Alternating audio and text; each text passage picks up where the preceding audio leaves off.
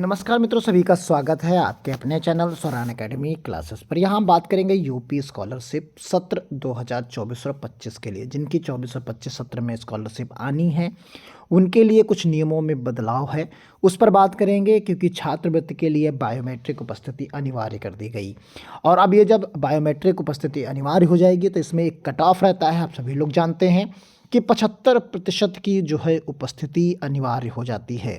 क्योंकि जब बायोमेट्रिक होगी तो उसमें जो है डाटा किसी भी तरीके से मैनिपुलेट नहीं किया जा सकता, तो इसलिए समस्या होगी। तो इससे इससे यही क्लियरिटी आएगी कि बहुत सारे लोगों की लैप्स कर जाएगी, यानी 75% जो उपस्थिति है वो पूरी नहीं कर पाएंगे छात्र, और जिससे उनकी स्कॉलरशिप नहीं आएगी। तो आइए देखते हैं पूरी डिटेल को। ये उत्तर प्रदेश की ऑफिशियल वेबसाइट है जिसमें छात्रवृत्ति एवं शुल्क प्रतिपूर्ति ऑनलाइन प्रणाली के तहत फॉर्म भरा जाता है, और इसी पर आप सभी लोगों ने अपना फॉर्म भर दिया होगा। और इसमें आप सभी लोग जानते हैं कि जो डिटेल्ड है, जो तरीके हैं, करीब करीब 7 स्टेप में ये फॉर्म को जो है पूरा होता है। 7 स्टेप में फॉर्म पूरा किया जाता है, फिर तभी जाके वो जो है आपके लिए आपके अकाउंट में पैसा आता है। तो पूरे के पूरे 7 स्टेप जो है इसमें पूरे करते हैं। तो कौन से वो 7 स्टेप हैं उस पर बात कर लेते हैं, और फिर उसके बाद की बात करते हैं जो 75% अटेंडेंस को लेकर। यहाँ पर आपको जो 7 स्टेप दिख रहे होंगे छात्रवृत्ति एवं शुल्क प्रतिपूर्ति ऑनलाइन प्रणाली के तहत, तो उसमें सबसे पहला स्टेप जो होता है वो रजिस्ट्रेशन का होता है, जो कि आप सभी लोगों ने रजिस्ट्रेशन कर रखा होगा। तो जो पहला स्टेप है वो रजिस्ट्रेशन का स्टेप है, आप उसे देख लीजिए। ये जो स्टेप आपके सामने है ये पहला स्टेप आपको मिलेगा रजिस्ट्रेशन का। तो ये रजिस्ट्रेशन का स्टेप है। सबसे पहले आपको ऑनलाइन पोर्टल पर रजिस्ट्रेशन करना होता है, फिर आपको उसी में रजिस्ट्रेशन करने के बाद आधार ऑथेंटिकेशन करना पड़ता है। फिर उसके बाद आप फॉर्म को सबमिट करते हैं तीसरे स्टेप में। फिर चौथे स्टेप में आपको क्या करना होता है, चौथे स्टेप में आपका वेरिफिकेशन फ्रॉम इंस्टीट्यूट होता है। जब आप देखिए क्या करते हैं इसमें, यहाँ से जब फॉर्म सबमिट कर देते हैं तो इसका प्रिंट आउट ले लेते हैं। प्रिंट आउट लेने के बाद उसमें क्या करते हैं, ये प्रिंट आउट आप अपने इंस्टीट्यूट में जमा कर देते हैं, और फिर वहाँ से इंस्टीट्यूट ऑनलाइन आपका जो फॉर्म है पहुँच चुका होता है उसकी पोर्टल पर, और वो उसे वेरीफाई कर देते हैं। जब वहाँ से इंस्टीट्यूट से वो वेरीफाई हो जाता है तब वो स्क्रूटनी के लिए आगे राउंड में चला जाता है। फिर वहाँ पर स्क्रूटनी होती है, और फिर उसके बाद छठा स्टेप सबसे इम्पॉर्टेंट होता है क्योंकि ये डिस्ट्रिक्ट लेवल पर पहुँच जाता है। तो verification form from district welfare committee के द्वारा किया जाता है। तो जब ये फॉर्म जो है यहाँ पर आपके इंस्टीट्यूट के बाद स्क्रूटनी, और फिर उसके बाद वेरिफिकेशन किया जाता है आपका डिस्ट्रिक्ट से। तो जब डिस्ट्रिक्ट पे आपके पहुंच गया, जिस डिस्ट्रिक्ट के में आप पढ़ाई कर रहे हैं उस डिस्ट्रिक्ट के हेडक्वार्टर पर पहुंच जाता है कमेटी के पास, फिर कमेटी वहां से वेरीफाई कर देती है। फिर वेरीफाई करने के बाद जब वहां से वेरीफाई होता है तब आधार बेस्ड फंड आपका जो है रिलीज़ होता है। इतने स्टेप हो जाते हैं। तो इतने स्टेप लगभग कई महीने लग जाते हैं इन सभी प्रक्रियाओं को संपन्न करने में। तो यहाँ सबसे इम्पोर्टेंट, यहाँ पर अब आ जाइए आप आधार बेस्ड जो है फंड ट्रांसफ़र के लिए। तो यहाँ पर आपका अकाउंट जो है आधार से लिंक होना चाहिए, सीडेड होना चाहिए, कि आप अंगूठा लगाते हो पेमेंट निकल जाता हो, अंगूठा लगाने से आपका अकाउंट ओपन होता हो। तो यानी इस तरीके से जो है आपका आधार अगर लिंक्ड अकाउंट है तो आपके पैसे में डीबीटी के माध्यम से पैसा एक तरीके से समझ लीजिए डायरेक्ट जो है आपका बेनिफिशरी के टर्म्स में ट्रांसफ़र होता है डीबीटी के टर्म्स में। तो यहाँ पर आप समझ लीजिए कि ये आधार बेस्ड होना चाहिए। इसमें सबसे अच्छा अकाउंट जो माना जाता है, जो इसमें सबसे पहले पैसा आता है, वो आपका आता है पोस्ट ऑफिस का। जो पोस्ट ऑफिस में जो है अकाउंट जो लोग खुलवाते हैं उनके में जो है सबसे पहले पैसा उनका अकाउंट जो ओपन होता है वो आधार ही से ओपन होता है।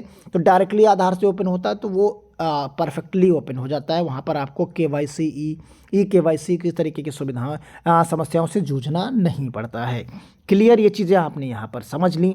तो यानी इतने स्टेप आपके पूर्ण होने के बाद अब यहाँ पर वेरिफिकेशन तो हो गया, लेकिन यहाँ सबसे बड़ी समस्या जो आती है वो है छात्रवृत्ति को लेकर। तो यहाँ पर देखिए इस तरीके से यहाँ पर कहा गया कि छात्रवृत्ति उपस्थिति के लिए जो है बायोमेट्रिक उपस्थिति अनिवार्य करी गई है यहाँ पर। तो अब धीरे धीरे एक इंस्टीट्यूट में होगी, फिर दूसरे में होगी, फिर तीसरे में होगी, इस तरीके से धीरे धीरे पूरे प्रदेश में लागू हो जाएगी। अभी यहाँ पर इन्होंने कहा कि हम डॉक्टर भीमराव अंबेडकर विश्वविद्यालय जो केंद्रीय विश्वविद्यालय है, इसके विद्यार्थियों के लिए बायोमेट्रिक उपस्थिति होगी और ये नियम सरकार द्वारा दसमोत्तर छात्रवृत्ति के लिए जो है यहाँ पर लागू किया जा रहा है। तो यहाँ पर दसमोत्तर छात्र के लिए जो है विद्यार्थियों के लिए लागू होगा। बुधवार को विश्वविद्यालय के कुल सचिव अश्विनी सिंह ने अधिसूचना के तहत यहाँ पर स्नातक और किसके लिए स्नातक और परास्नातक स्तर के सरकारी छात्रवृत्ति और शुल्क प्रतिपूर्ति के लिए आवेदन करने वाले विद्यार्थियों की 75% जो है उपस्थिति अनिवार्य कर दी। और विभाग की ओर से जो लगेगा, आपका अंगूठा नहीं लगना है यहाँ पर, आप ध्यान रखिए, यहाँ पर अंगूठा आपका नहीं लगेगा। यहाँ आधार बेस्ड बायोमेट्रिक फेशियल ऑथेंटिकेशन है, यानी आपका चेहरा आपके सामने आपकी फ़ोटो खींचेगी सेल्फी मोड में और वो जो है ऑथेंटिकेशन करेगा कि आप ही हैं।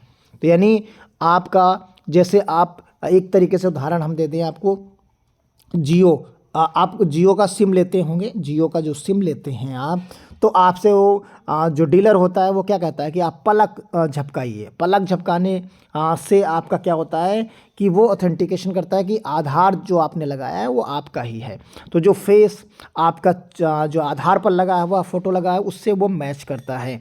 तो इसी तरीके की प्रक्रिया यहाँ पर भी अपनाई जाएगी, यानी आपके 2-3 फ़ोटो अपलोड किए जाएंगे पहले, फिर उसी से रिलेट करके ये ऐप आपका जो है यहाँ पर क्लियर करेगा कि आप ही आप हैं, कि कोई दूसरा तो आपकी जगह अटेंडेंस नहीं लगा रहा। तो इस तरीके से यहाँ पर समस्या उत्पन्न होगी। बहुत सारे लोग जो है 75% की उपस्थिति नहीं पूरी कर पाएंगे जब, तो अपने आप उनका डाटा रह जाएगा और वो एलिजिबिलिटी क्राइटेरिया से बाहर हो जाएंगे और उन्हें छात्रवृत्ति नहीं मिल पाएगी। तो यानी अब आपको रेगुलर उपस्थित रहना होगा विश्वविद्यालय में और प्रॉपर वे में आपको अटेंडेंस और बाकी चीज़ें करनी होंगी। तो ये एक रूल बनाया गया है और इसे अब प्रभावी किया जाएगा जो है बाबा साहब भीमराव अंबेडकर विश्वविद्यालय केंद्रीय विश्वविद्यालय से। फिर धीरे धीरे करके अगले सत्र में हो सकता है कि बाकी विश्वविद्यालयों में ये इसी तरीके से लागू कर दिया जाए।